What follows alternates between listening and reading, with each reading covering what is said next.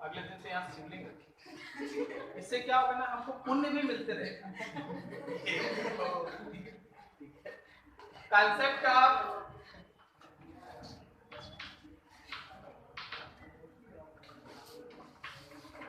Theorem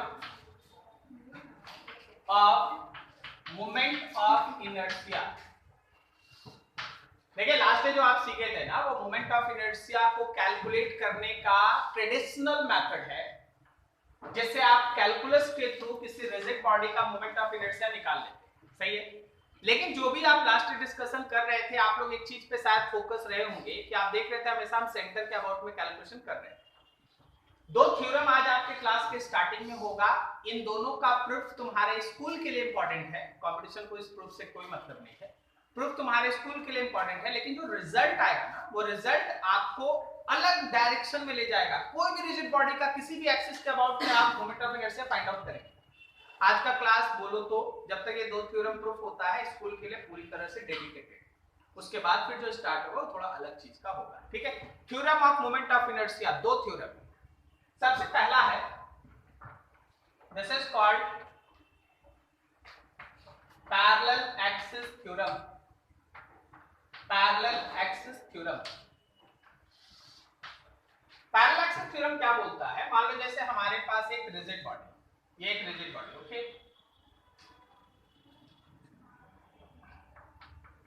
ये आपके पास एक रिजिड बॉडी है, ये इसका सेंटर ऑफ मास है। What is centre of mass? Centre नहीं है, क्या है? Centre of mass. और ये कोई पॉइंट है, किसी पॉइंट से कोई एक एक्सिस पास हो रहा है, यही है रोटेशनल एक्सिस, जिसके अबाउट में ये बॉडी घूम रहा है, इसके अबाउट में ये बॉडी घूम रहा है, ठीक है, ये रोटेशनल एक्सिस है, इसके अबाउट में ये बॉडी घूम रहा है। अगर आप चाहते हैं इस रिजिड बॉडी का मोमेंट ऑफ इनर्शिया इस एक्सिस के अबाउट में निकालना, तो moment of inertia about any axis is equals to, ये सब होता है वैसे एक्सिस के अबाउट में मोमेंट ऑफ इनर्शिया जो सेंटर ऑफ मास से पास करे, inertia about axis which passes through centre of mass, plus इन दोनों एक्सिस के बीच एक परपेंडिकुलर डिस्टेंस है a प्लस na²। आप अगर किसी रिजिड बॉडी का मोमेंट ऑफ इनर्शिया किसी भी एक्सिस के अबाउट में निकालना चाहते हैं, then it will be equals to the sum of, then it will be equals to the sum of its moment of inertia about an axis which passes through its center of mass and product of mass and square of product of mass and square of perpendicular distance between those two parallel axes। एक एक word पे रुक रुक के दिमाग दौड़ाओ। किसी भी axis के अबाउट में अगर इनर्शिया निकालना है तो सबसे पहले सेंटर ऑफ मास से जो एक्सिस पास हो रहा है उसके अबाउट में इनर्शिया जानिए, तो आप पिछले दिन जान चुके। अब आपको क्या करना है, कोई भी एक्सिस के अबाउट में अगर निकालना है तो इन दोनों के बीच का परपेंडिकुलर डिस्टेंस किसी तरह से देख लीजिए, inertia about centre of mass plus ma²। जैसे कि एग्जांपल हम देते हैं, एकदम इजी गोइंग एग्जांपल, मान लो ये रॉड, सेंटर के अबाउट में पिछले दिन का इनर्शिया याद है आपका, ml²/12।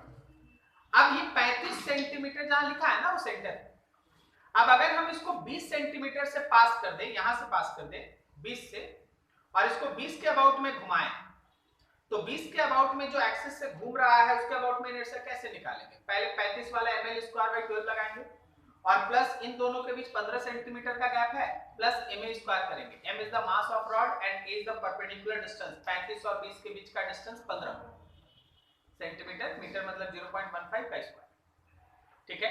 अब यहाँ 20 से पास किया, अगर 15 से पास करेंगे तो भी निकाल सकते हैं, अगर इनसे पास करेंगे तो भी निकाल सकते हैं, कहीं से भी पास करेंगे निकाल सकते हैं। सेंटर वाला याद है, बाकी ये थ्योरम आपके पास है, तो इसी का हम लोग प्रूफ करेंगे, आगे चीजें देखेंगे, ठीक है। सबसे पहला लिखो topic, parallel axis theorem.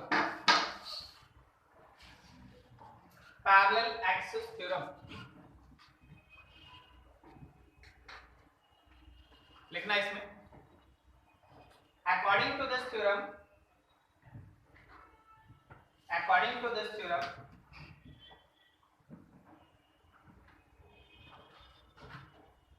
moment of inertia of any rigid body according to this theorem, moment of inertia of an rigid body about any axis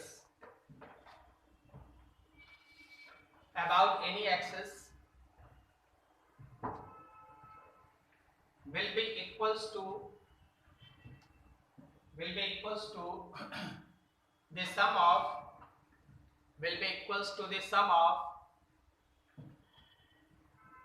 its moment of inertia about an axis will be equals to the sum of its moment of inertia about an axis which passes through its center of mass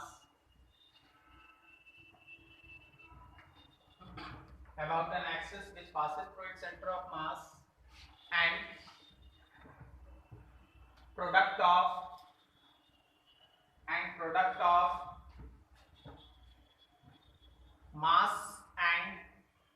mass of body, product of mass of body and square of perpendicular distance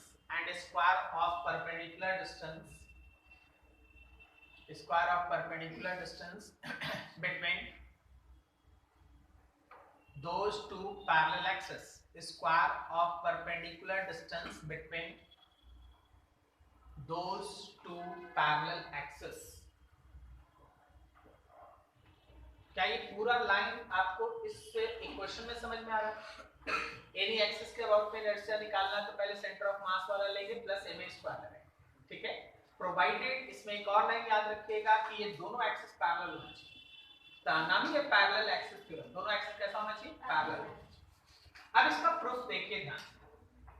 वैसे इसके अंदर because school में आएगा तो हम इसमें बहुत सारा चीज आपको लिखा देंगे। आप एक पार्टिकल मानिए, वैसे इसके अंदर बहुत सारा पार्टिकल है, मतलब मासेस है। आप एक पॉइंट मास माने हैं जिसका मास है mi और यहां से लेके यहां तक का डिस्टेंस है ri। अगर हम उस ith पार्टिकल का बात करें, ith किसको कह रहे हैं हम? 1 2 3 4 नहीं बोल रहे, हम बोल रहे ith, क्योंकि समेशन का सहारा लेंगे इसलिए i शुरू से लेके चल रहे हैं, ठीक है। इस ith पार्टिकल का अगर हम बात करें, प्रूफ देखो भाई, considering any ith particle of rigid body having mass mi, उसका मास है mi, so its moment of inertia about given axis, दोनों एक्सिस का नाम देखो। सेंटर ऑफ मास से जो जा रहा है उसको हम z कह रहे हैं और जो कहीं और से पास हो रहा है उसको हम z डैश कह रहे हैं। तो अगर हम इसका इनर्शिया z डैश एक्सिस के अबाउट में निकाले तो पार्टिकल है मास m और यहां से लेके यहां तक इसका पूरा डिस्टेंस a प्लस ri होगा। a प्लस ri इसका स्क्वायर करो, mr स्क्वायर। तो inertia about z dash axis will be equals to mi a square mi ri का square plus 2 mi a ri, correct है? सही। अब अगर हम ith पार्टिकल मतलब एक पार्टिकल, अगर हमको पूरे रिजिड बॉडी के लिए जाना है तो हम इसको समेशन यूज करेंगे या इंटीग्रेशन? इंटीग्रेशन नहीं करेंगे, समेशन का सहारा लेंगे। फॉर टोटल रिजिड बॉडी, आप टोटल रिजिड बॉडी के लिए बात करें तो अगर आप उस पूरे बॉडी का इनर्शिया z डैश के अबाउट में निकालना चाहते हैं तो जो इनर्शिया आपको z डैश का ith पार्टिकल के लिए आया है उसी को i इक्वल्स टू 1 से लेके n पार्टिकल के लिए ऐड कीजिएगा। समेशन का मतलब एडिशन। फर्स्ट पार्टिकल से n पार्टिकल तक के लिए सबका इनर्शिया जोड़ दीजिए, आपको पूरे बॉडी का मिल जाएगा। तो आप इसको ऐसे यूज कर सकते हैं, समेशन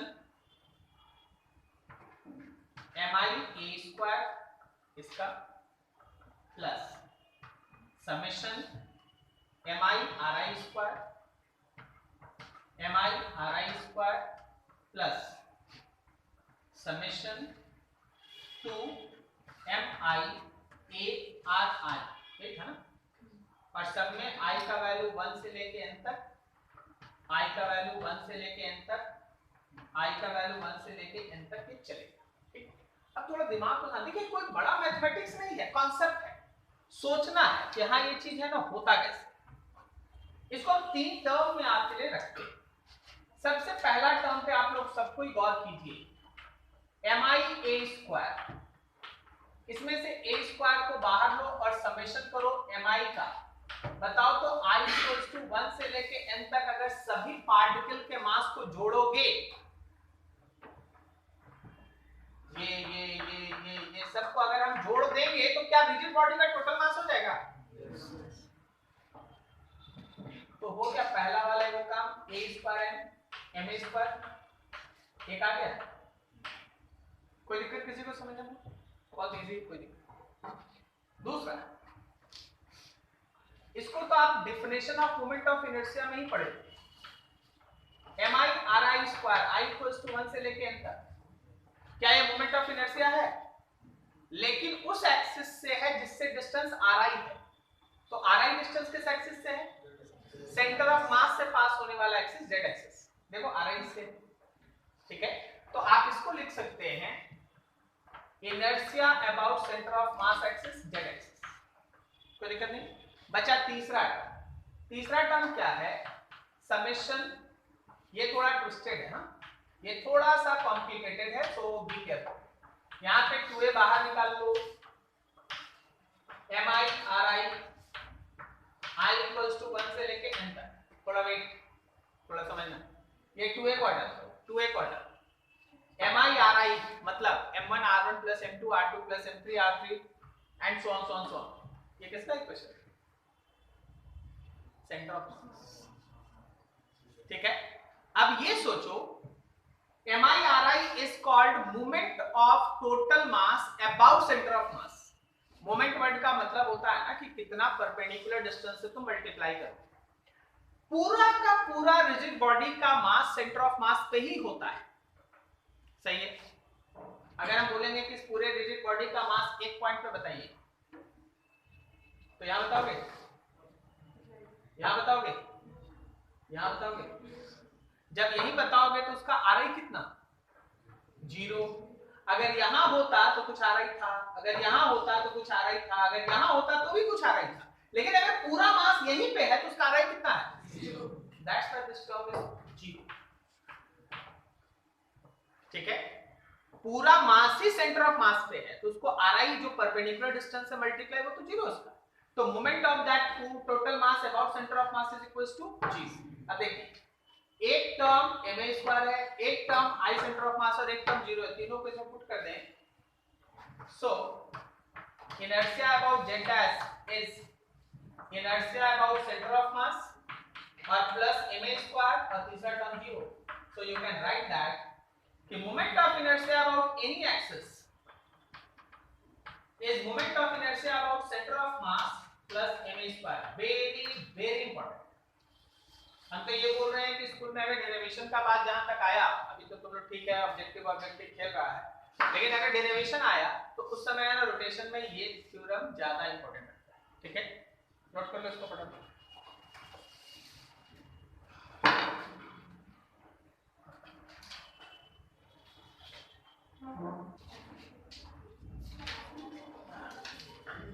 अगला देखो, नेक्स्ट डिस्कशन हम लोग के पास सेकंड वाला, this is perpendicular axis theorem.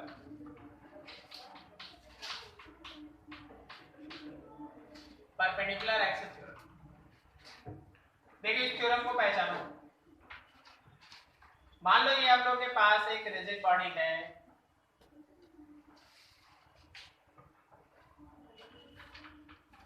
ये हम लोग के पास एक rigid body,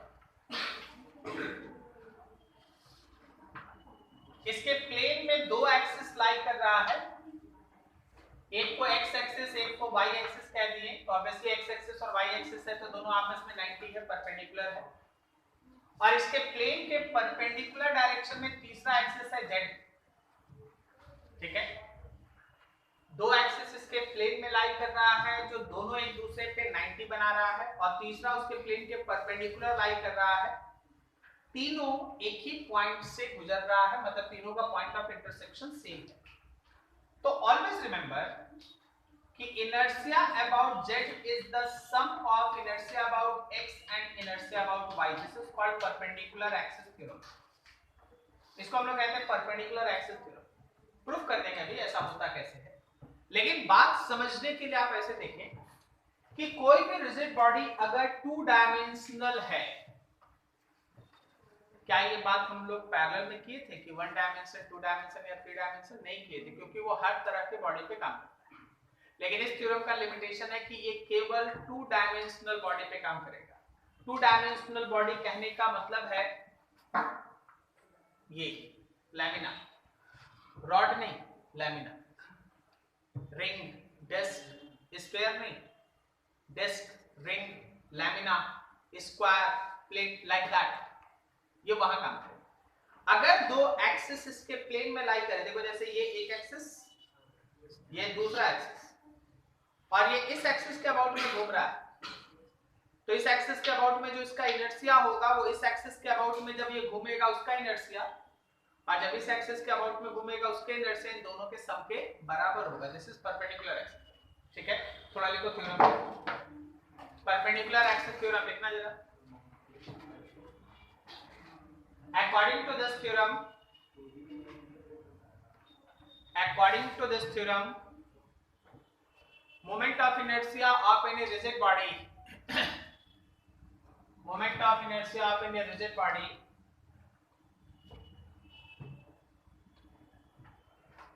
about an axis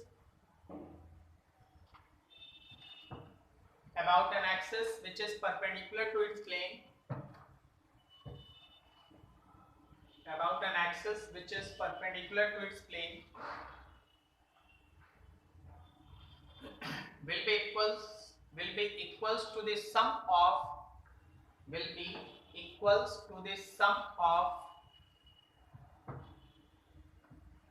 its moment of inertia, will be equals to the sum of its moment of inertia about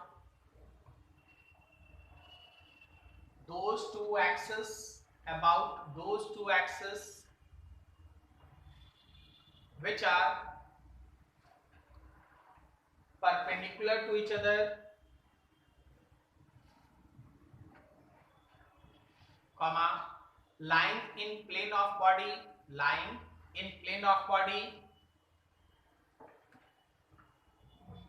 and intersecting each other, lying in plane of body and intersecting each other at same point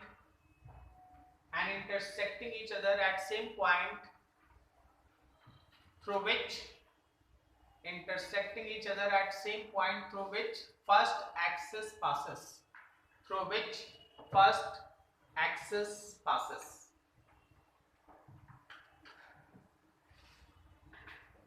मिलाओ तो जो लिखते हो, क्या इस figure के हिसाब से सब समझ में आ रहा है? टैली कर पा रहे हो? ये तीनों आपस में कैसा होना चाहिए? परपेंडिकुलर होना चाहिए, और तीनों एक ही पॉइंट से गुजरना भी चाहिए। ठीक है, दो प्लेन में लाई करना चाहिए, एक प्लेन पे परपेंडिकुलर लाई करना चाहिए। तो इनर्शिया अबाउट z से बेहतर पता है क्या होगा? Inertia about perpendicular axis is equals to inertia about those two axis which are lying in the plane. क्योंकि एक्सिस तो हम लोग बदल सकते, हम इसको x लिख देंगे, इसको y लिख देंगे, इसको z लिख देंगे, तो क्या स्टिल ये ऐसे ही रहेगा? नहीं, उस समय i y लेफ्ट में हो जाएगा, y इधर है। ठीक है, तो आपको बस ध्यान रखना चाहिए कि आप वो एक्सिस चुने जो प्लेन पे परपेंडिकुलर है, और उसका सम प्लेन में लाई करने वाले दोनों एक्सिस के सम के बराबर होगा, मोमेंट ऑफ इनर्शिया के बराबर। चलो अब इसका भी प्रूफ है, प्रूफ कर लेते हैं, थोड़ा ध्यान से देखो।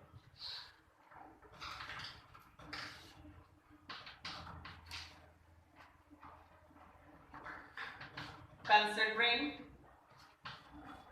any ith particle, चलो भाई फिर से एक ith पार्टिकल ले लो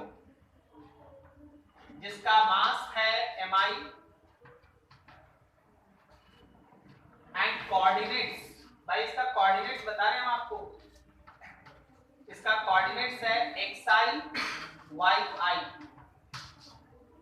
देखो देखो यहां पे है एक ith पार्टिकल मास mi, उसका x कोऑर्डिनेट और उसका y कोऑर्डिनेट।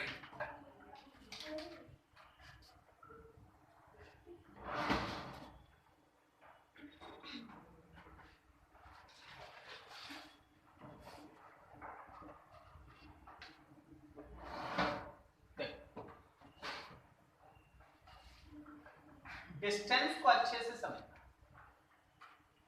अगर x कोऑर्डिनेट xi है तो कोई बता सकता है कि उसका x एक्सिस से परपेंडिकुलर डिस्टेंस और y एक्सिस से परपेंडिकुलर डिस्टेंस कितना है? x एक्सिस से उसका परपेंडिकुलर डिस्टेंस उस मास का कितना है? yi है x एक्सिस से परपेंडिकुलर डिस्टेंस, और y एक्सिस से xi, और z एक्सिस से zi। ठीक है, लेकिन x और y के टर्म में वो zi कितना? Very good, root under x square plus y square. Very very good. तो अब देखो, जैसे यहां ध्यान से देखो, फॉर दिस ith पार्टिकल, अगर हम उस ith पार्टिकल का बात करेंगे तो इनर्शिया अगर x के अबाउट में लीजिएगा तो आप लिखिएगा mi yi का स्क्वायर। अगर इनर्शिया y के अबाउट में लीजिएगा तो mi xi का स्क्वायर। घर में जाके ये मत सोचना कि गलती लिखा गया है। x से परपेंडिकुलर डिस्टेंस y होता है, y से परपेंडिकुलर डिस्टेंस x होता है, और जब हम इसी का इनर्शिया z के अबाउट में लिखेंगे तो हम लिखेंगे mi zi का स्क्वायर। लेकिन zi करके कोई कोऑर्डिनेट नहीं है तो हम लिखेंगे xi का स्क्वायर प्लस yi का स्क्वायर। तो सही है, कोई दिक्कत नहीं। अब जरा गौर करो, अगर हम z एक्सिस के अबाउट में इनर्शिया लिख रहे हैं तो इसको दो टर्म में तोड़ ही सकते हो। पूरे बॉडी के बारे में सोचो, फॉर टोटल बॉडी। अगर आप टोटल बॉडी का इनर्शिया लिखते हैं z एक्सिस के अबाउट में तो आप करेंगे summation inertia of inertia about z axis of ith particle I equals to 1 से लेके n तक। लगभग अगर कोई आगे का चीज देख पा रहे हैं तो आंसर दिखना चाहिए। Iz will be equals to summation of mi xi का स्क्वायर प्लस yi का स्क्वायर। सही है, इसको दो टर्म में तोड़ दो, समेशन mi xi का square plus summation mi yi का स्क्वायर। i का वैल्यू 1 से लेके n तक, i का वैल्यू 1 से लेके n तक। क्या इस फर्स्ट टर्म को इनर्शिया अबाउट y एक्सिस और इस सेकंड को इनर्शिया अबाउट x लिख सकते हो? तो final equation will be inertia of z will be equals to inertia about x axis plus inertia about y axis. This is perpendicular axis theorem. ठीक है, note कीजिए इतना, फिर इसका पॉइंट्स लिखा दे, फिर आगे कुछ इसका एप्लीकेशन देखते हैं।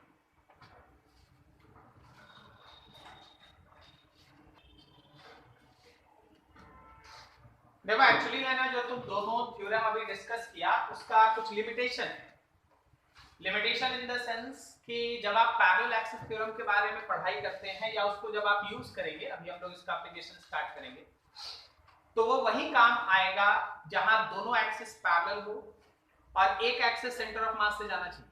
ऐसा नहीं कहीं से भी पास कर दीजिएगा, उनके बीच आप लगा दीजिएगा, पैरेलल एक्सिस थ्योरम गलत हो जाएगा। ठीक है, तो पैरेलल एक्सिस थ्योरम के लिए नेसेसरी है कि एक एक्सिस सेंटर ऑफ मास से जाए और दूसरा एक्सिस कहीं से भी जाए, लेकिन वो दोनों एक्सिस आपस में कैसा होना चाहिए? पैरेलल। लिखो जरा point, some important points about theorem of moment of inertia.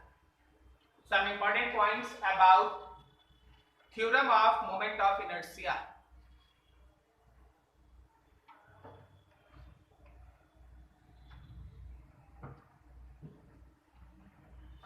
Theorem of moment of inertia first में लिखो, पैरेलल एक्सिस थ्योरम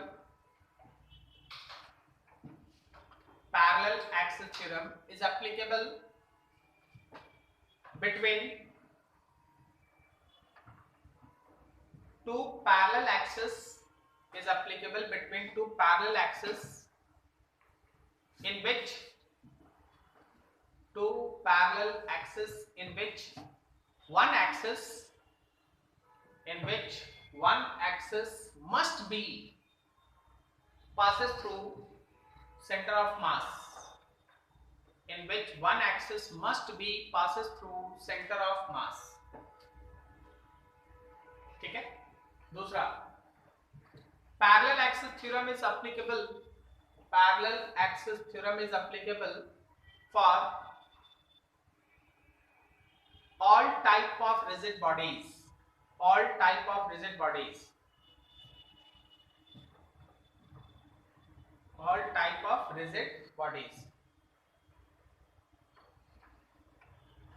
Next लिखो, perpendicular axis theorem. नेक्स्ट में लिखना perpendicular axis theorem is applicable only for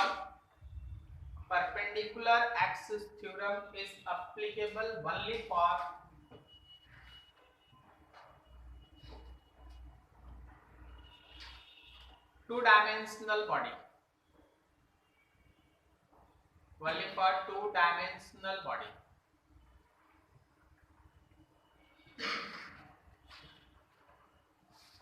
चलिए देखिए जरा,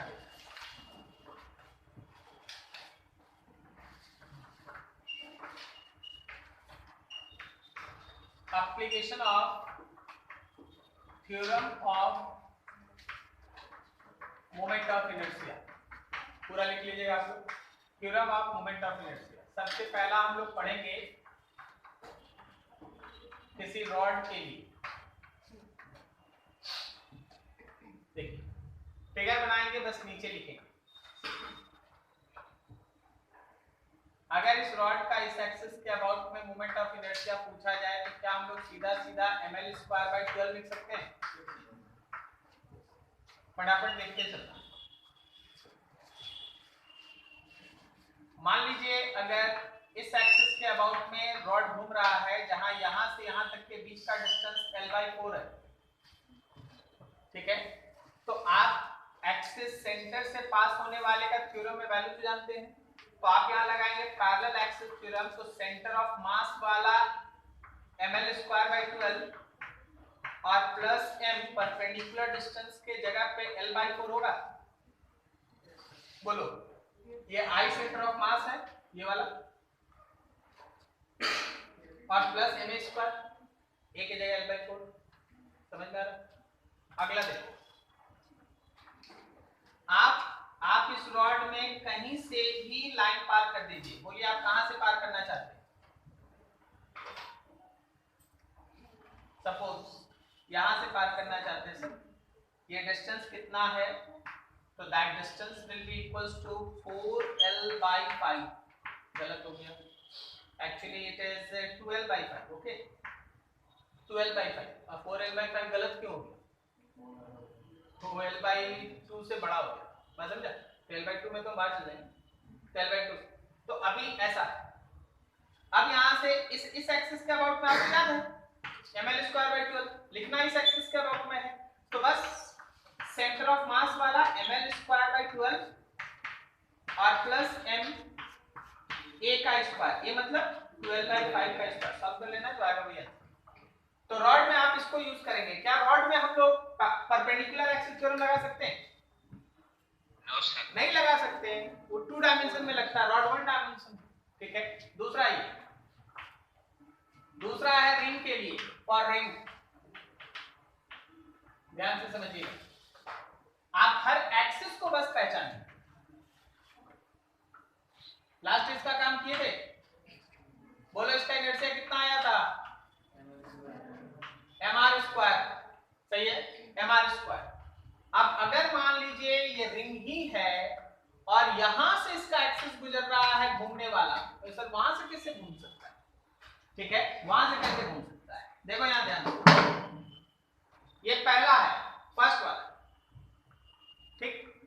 दूसरा क्या है, यहां पकड़ ले और इसको घुमा दे। देखो अभी हम हाथ से जैसे पकड़ के घुमा रहे हैं, वो तो सेकंड वाला है ना, जो हम हाथ से पकड़े यहां से एक्सिस, ठीक है, ये सेकंड वाला फिगर है ना, क्लियर है? तो वैसे केस में इसका मोमेंट ऑफ इनर्शिया आप कैसे लिखेंगे?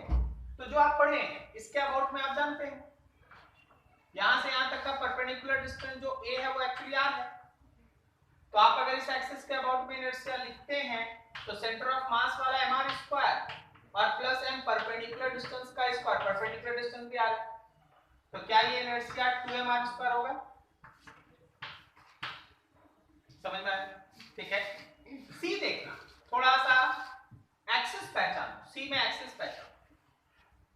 इस एक्सिस के अबाउट में ये घूम रहा है, जैसे ये, इसको ऐसे बीच से पकड़ लिए घुमा रहे, क्या बोल सकते हैं? Diametrical axis.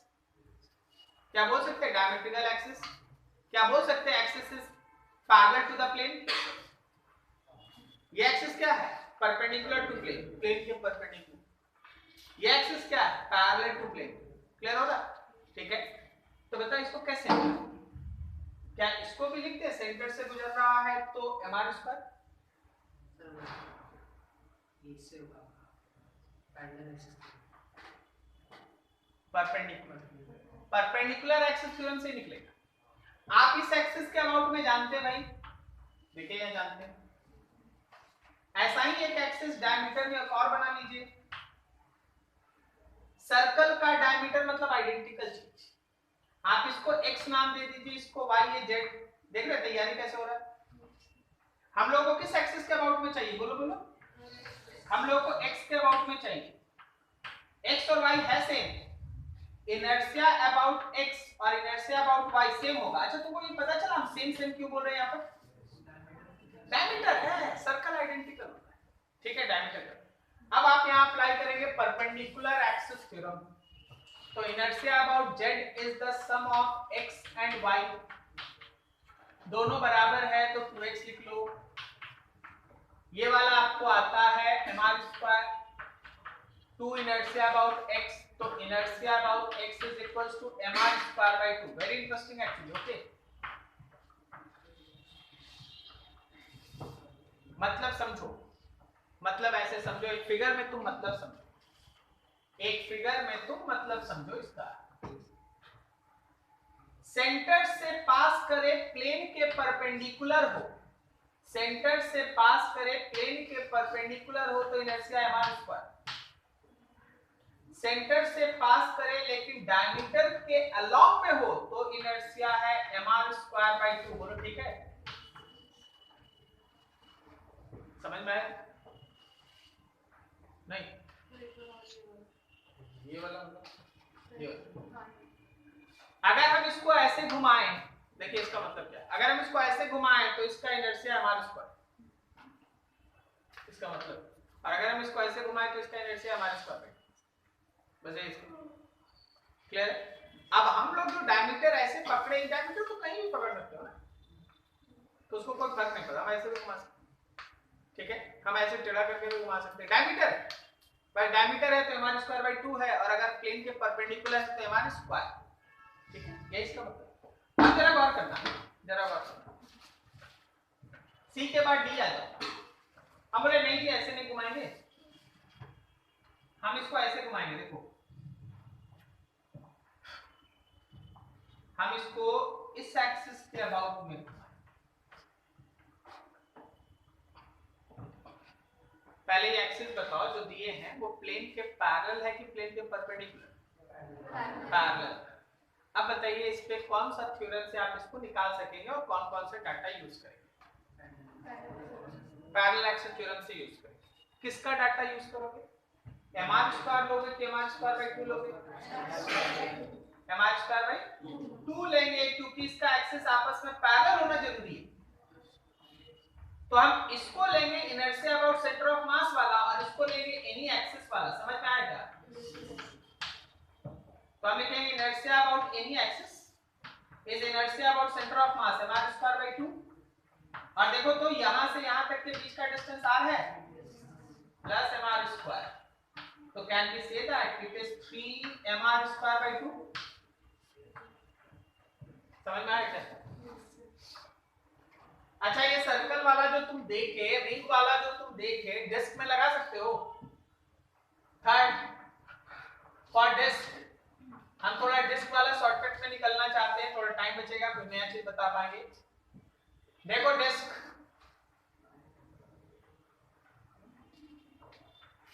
ये डिस्क भरा है, ये एक्सिस प्लेन के परपेंडिकुलर है और ये एक्सिस प्लेन के पैरेलल है। बताओ तो डिस्क में प्लेन के परपेंडिकुलर कितना होता है moment of inertia? mr square by 2। तो इसके अबाउट में होता है mr स्क्वायर बाई 2। तो क्या यहाँ जाके mr स्क्वायर बाई 4 हो जाएगा? बोलो समझ में आया सबको? ठीक है। जब भी आप डिस्क के प्लेन के परपेंडिकुलर बात कीजिएगा इसके साथ थ्योरम लगाइएगा पैरेलल, और जब भी आप डिस्क के प्लेन के पैरेलल बात कीजिएगा इसके साथ थ्योरम लगाइएगा। अभी देखिए जरा, आप सोच के बताइएगा क्या होगा।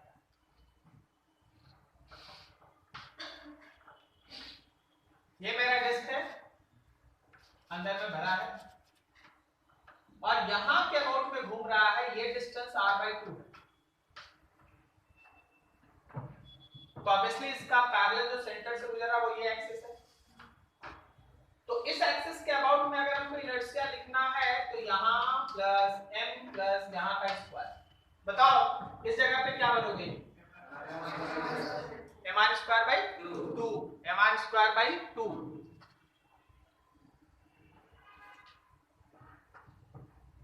यहाँ पुट करेंगे mr स्क्वायर बाई 2 और यहाँ क्या पुट करोगे?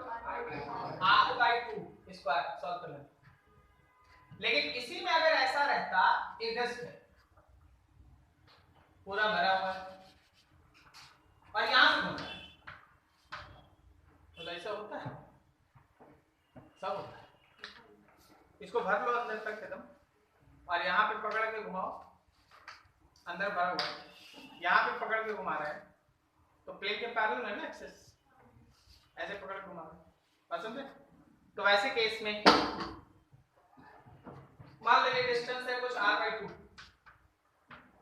अब बताओ इनर्शिया में पहला वाला टर्म कितना हम लिखे और फिर m, ये तो हम जान गए, तो समझ गया r/2 का स्क्वायर। पहला कितना? mr स्क्वायर बाई 4, वही लेना होगा जो प्लेन के पैरेलल। तो ये रहा mr स्क्वायर बाई 4। समझ में आ रहा है थ्योरम का यूज? सेंटर ऑफ मास वाला केवल अगर कोई स्टूडेंट याद रखे हो कुछ भी बना सकता है, यही इन दोनों थ्योरम का एप्लीकेशन। और भी आगे सीखेंगे, नोट करो फटाफट।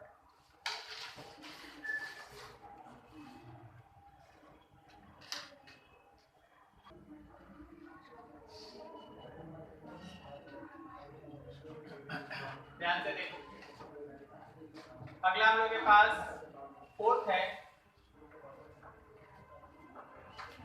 पर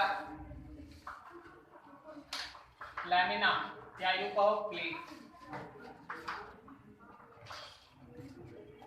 फिगर वाइज देखते जाइएगा भाई।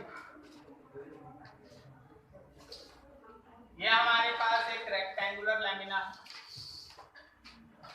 इसका लेंथ है L। हम लोग लास्ट इसका डेरिवेशन किए थे कि अगर इस एक्सिस के अबाउट में घूमता है तो इसका इनर्शिया होता है ml स्क्वायर बाई 12। ठीक। अच्छा, अगर ये इस एक्सिस के अबाउट में घूमता, जिसको हम लोग इसका ब्रेथ b ले लेते हैं, तो क्या इसका इनर्शिया mb स्क्वायर बाई 12 होता है? आप मोमेंट ऑफ इनर्शिया में एक और इंपॉर्टेंट लाइन दिमाग में बैठा सकते हैं। मोमेंट ऑफ इनर्शिया कभी भी उस डायमेंशन पे डिपेंड नहीं करता है जो रोटेशनल एक्सिस के साथ पैरेलल हो। मतलब अगर आप इस रॉड को ऐसे घुमाते हैं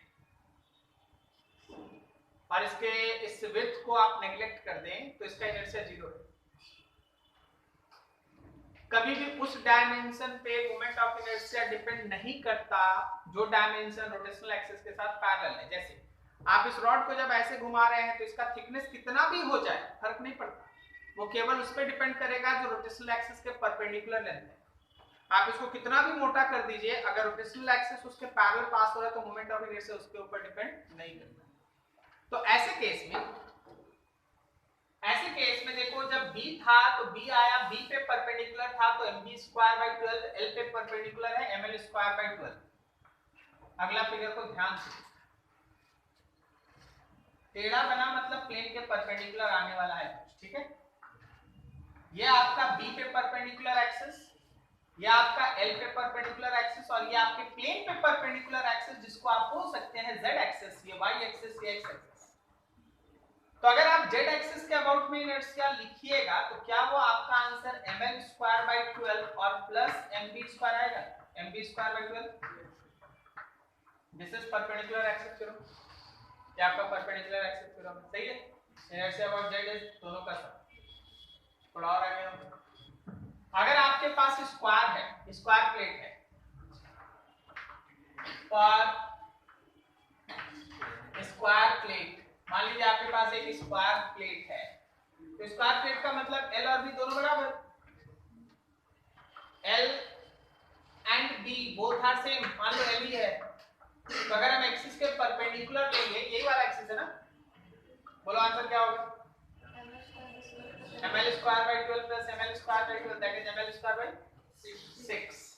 तो inertia about this axis will be equals to ml²/6, ठीक है। अच्छा ये वाला आया ml²/6, ml²/6, लेकिन ये वाला तो अभी भी आएगा ना ml²/12, ये वाला तो अभी भी आएगा ना ml²/12, समझ रहा। अगला एक्सप्रेशन, ये आपका स्क्वायर, लेकिन ये रोटेट यहां से कर रहा है,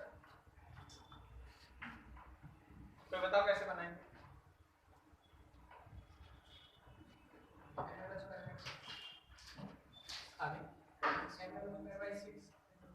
हाँ बिल्कुल सही, उसके बाद क्या करेंगे, प्लस ma² प्लस ma², ए कितना लो, √12/√2a/2, हाँ बिल्कुल सही, दोनों सही, बिल्कुल सही। बाकी के लिए वही थ्योरी चल रहा है, मर जाएंगे तो मर जाएंगे, सोचेंगे नहीं, बाकी लोग तो यही बोलने के लिए, आराम से बैठो। ml²/6, भाई देखिए ये दोनों एक्सिस पैरेलल हो गया, इनके बीच का डिस्टेंस देखें, इनके बीच का डिस्टेंस क्या ये डायगोनल का आधा है, तो डायगोनल होगा √12 का आधा, तो अगर उस एक्सिस के अबाउट में निकालना है तो सेंटर वाला ml²/6 और प्लस पैरेलल एक्सिस थ्योरम का √12/2 का यहां स्क्वायर, सॉल्व कर लेना, ठीक है। आपके सामने कोई आपको बताने वाला नहीं है, देख जैसे क्वेश्चन क्या आ रहा है, देखो ई के ई बोलेंगे क्या, देखो जी एक तो स्क्वायर प्लेट है, ऐसा स्क्वायर प्लेट है, तुमको हम दिखाते हैं, स्क्वायर मानना, अब मेरा मोबाइल तो रेक्टेंगल है, समझ रहा, ठीक है, ऑलरेडी एक बार एक्सपेरिमेंट में सही हो चुका है, तो नहीं करेंगे, और हम ऐसे पकड़ लिए, इसको ऐसे छोड़ दिए, ऑसिलेट कर, समझ पा रहे, तो ये एक्सिस ही है ना, इन से गुजर रहा है ना, क्लियर है। तो वैसे केस में मान लीजिए जैसे यहाँ फिगर दिखाएं, तो हम तुम्हारा एक्सिस दिखा, देखो ये एक्सिस है जिसके अबाउट में झूल रहा है, बताओ इसका इनर्शिया कैसे बनाएगा, क्वेश्चन ऐसे रहेगा, ये तो ना बोले ऐसा है इनर्शिया लिख दो, वो ऐसे बोले क्या, देखो ये रेक्टेंगल है, बोलेगा यहां से इसको हिंज कर दिए, हैंग कर दिए और इसको ऑसिलेट करने के लिए छोड़ दिया, अपने सोच इनर्शिया क्या हो, देख रहे हो एक कोना से जा रहा है, something like that, this figure, तो ये अपने से समय पे सोचना पड़ेगा, ठीक है। अब बताओ इसको कैसे बने, क्या परपेंडिकुलर वाला ही लेंगे यहां सेंटर से, और यहां से यहां तक का डिस्टेंस L/2 होगा, तो इस एक्सिस के अबाउट में जो इनर्शिया लिखेंगे वो होगा ml²/6 और प्लस ml/2 का स्क्वायर, करेक्ट है, सॉल्व करेंगे आंसर, ठीक है। तो क्वेश्चंस ऐसे क्राफ्ट होना है जो आपको मिलने वाला है, और चीजें इसी तरीके से आपको समय पे सोच के बनानी पड़ेगी, ठीक है, नोट करो।